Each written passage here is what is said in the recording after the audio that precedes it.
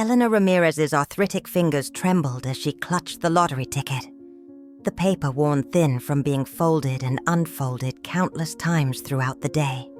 The dim light of her tiny apartment kitchen cast long shadows across her weathered face as she squinted at the television screen, her reading glasses perched precariously on her nose. And tonight's Mega Millions winning numbers are...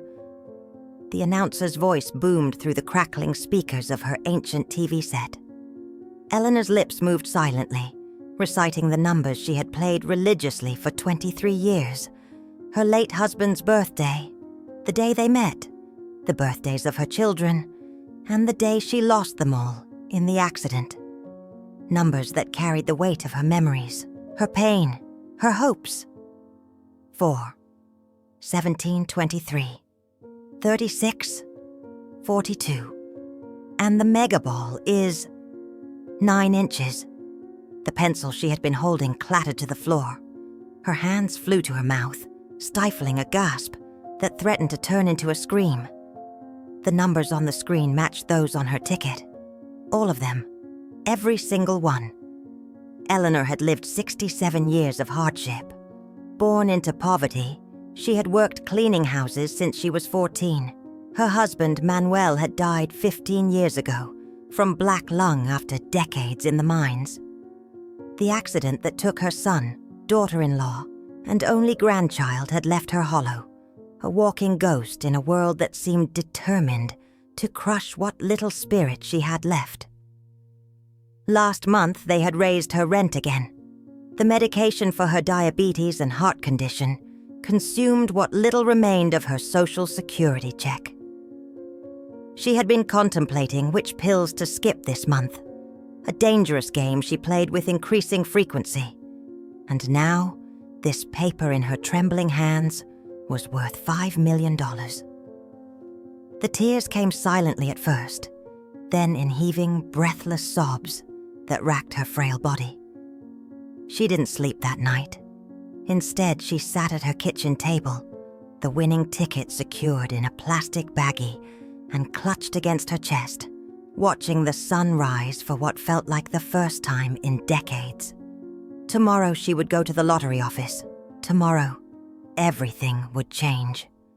The next morning, Eleanor put on her best outfit, a navy blue dress she saved for church, slightly faded but meticulously pressed. She pinned her silver hair into a neat bun and even applied a touch of the lipstick her friend Consuelo had given her for Christmas 3 years ago. The ticket was secured in a small leather wallet that had belonged to Manuel, tucked safely inside her purse. The bus was crowded, forcing her to stand despite the pain in her knees.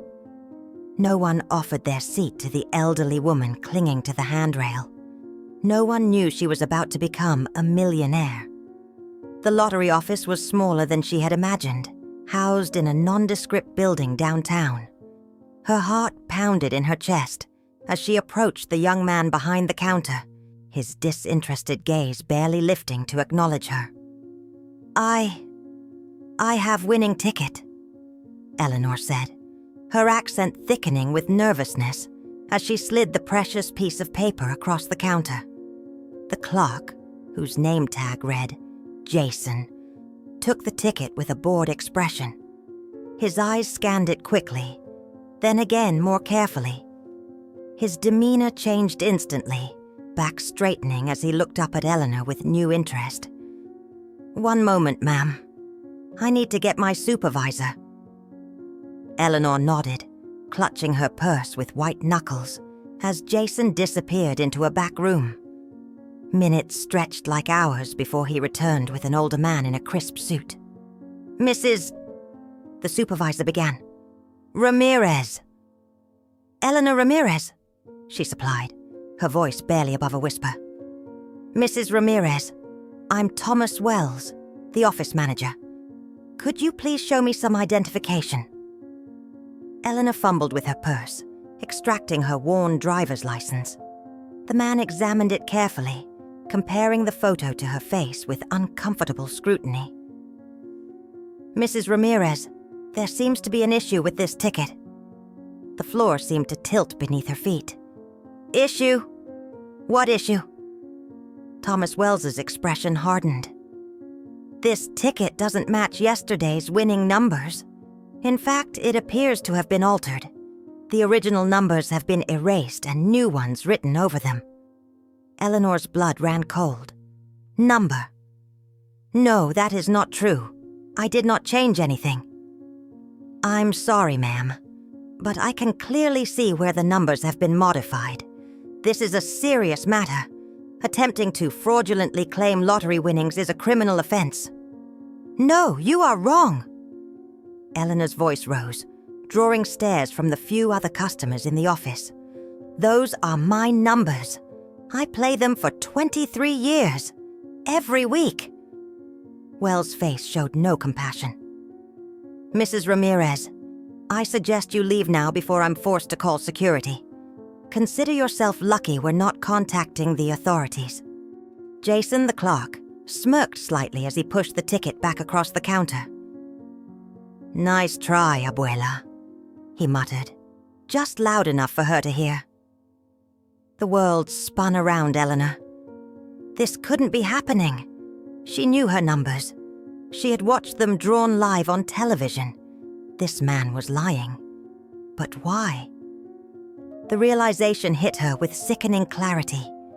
They thought she was just a confused old woman, an immigrant, easy to dismiss, easy to cheat. As security approached, Eleanor grabbed her ticket with trembling hands and stumbled toward the exit, the weight of dashed hopes heavier than any burden she had carried in her long, difficult life. On the bus ride home, the ticket clutched in her hand, Eleanor felt something she hadn't experienced in many years. Beyond the devastating disappointment, beyond the humiliation, a spark ignited in her chest. Anger. Pure, righteous anger. They had tried to steal her future, her miracle. But Eleanor Ramirez had survived poverty, loss, and heartbreak. She would not be defeated now, not when she had come so close. As she stepped off the bus, Eleanor made a decision.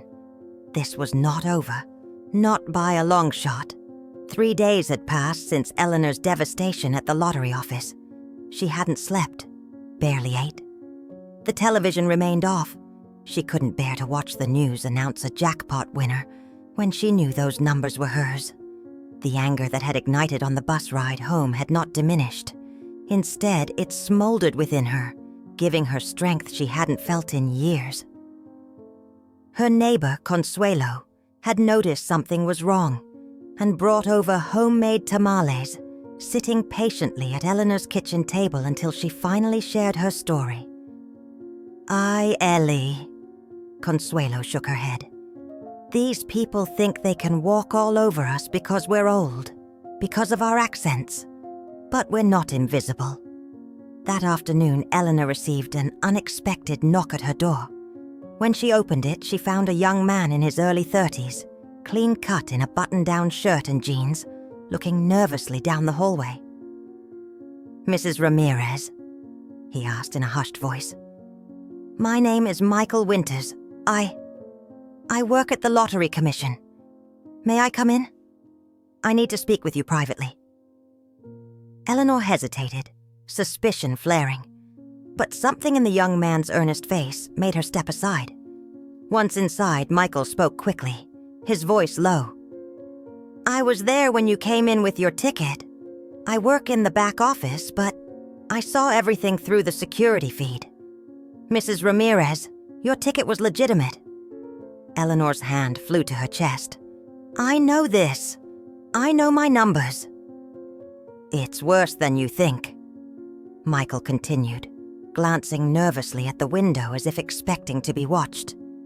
"This isn't the first time this has happened. Wells and Jason have been running this scam for months. They identify winners they think won't fight back. Elderly people, immigrants, people who might be undocumented. And they claim there's something wrong with the ticket. Then they cash it themselves later, splitting the money." Eleanor sank into a chair, her legs suddenly unable to support her. "But why are you telling me this? Why help me?" Michael's eyes dropped to the floor. "My grandmother. She was like you. Came from Mexico. Worked hard her whole life. She was cheated so many times because she couldn't speak English well. Because people thought she was stupid." He looked up, determination hardening his features. "I have evidence, security footage, recordings of their conversations, documentation of previous victims. I've been gathering it for months, waiting for the right moment." Hope bloomed in Eleanor's chest, but caution tempered it. "What do you want from me?" "I need someone brave enough to come forward. Someone they've wronged who's willing to fight. With your claim and my evidence, we can stop them. The commission will have to acknowledge what's happened and make it right." Eleanor's mind raced. If she did this, there would be attention, questions, her face in newspapers, maybe even on television. The thought terrified her. She had spent a lifetime trying to remain invisible, to avoid trouble. But then she thought of Manuel, who had always told her to stand up for what was right, of her son, who had inherited his father's sense of justice. "What must I do?" she asked finally. 2 weeks later, Eleanor sat in the office of Patricia Hernandez, the district attorney, watching as the woman reviewed the substantial file before her. Michael sat beside Eleanor, his presence a steady comfort. "This evidence is damning," Patricia said finally, looking up. "Mr. Winters has been very thorough. And you're not alone, Mrs. Ramirez. We've identified 14 other victims over the past 2 years." "Will I get my money?" Eleanor asked, the question that had kept her awake for nights. Patricia smiled, the first warm expression Eleanor had seen from the stern-faced lawyer.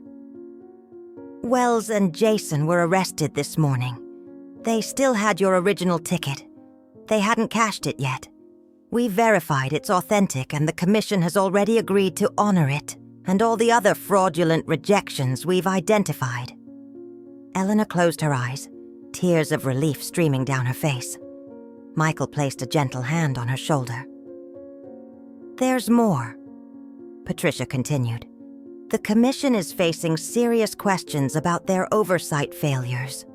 They're eager to make this right, very publicly. They're offering an additional settlement to all victims for emotional distress and to avoid potential lawsuits. In your case, as the person who brought this to light, they're prepared to offer an additional $1 million. Eleanor's eyes flew open. $6 million? For me? The number was incomprehensible. "Yes, Mrs. Ramirez. And there will likely be book deals, maybe even movie rights. Your story has already leaked to the press. People are calling you the Lottery Abuela on social media. You've become a symbol of standing up to corruption and discrimination." Eleanor shook her head, overwhelmed. "I just wanted what was mine." "And you got justice not just for yourself, but for many others," Michael said softly. "My grandmother would have been proud." 1 month later, Eleanor stood in front of her new home, a beautiful but modest house in a quiet neighborhood not far from her old apartment. She had paid cash, setting aside generous portions of her winnings for charities, supporting immigrant rights, and elderly care. The media circus had begun to die down. The commission had implemented new verification protocols, and Wells and Jason were awaiting trial, facing significant prison time. Michael had been offered a promotion to head a new oversight division within the Lottery Commission, ensuring nothing like this could happen again. He visited Eleanor regularly, often bringing his wife and young daughter, who had taken to calling her Abuela, too. As Eleanor unlocked the door to her new home, she felt Manuel's presence beside her, as tangible as if he could reach out and touch him. "We did it, mi amor," she whispered. "We finally won." She had survived a lifetime of losses, had faced down corruption with nothing but her truth and her dignity. had transformed from invisible to unstoppable. The money would change her circumstances, but Eleanor knew it was not the millions that had made her rich. It was finding at 67 years old that she still had the courage to fight, that she was not, and never had been, powerless. Eleanor Ramirez stepped through her doorway, head held high, into her new beginning.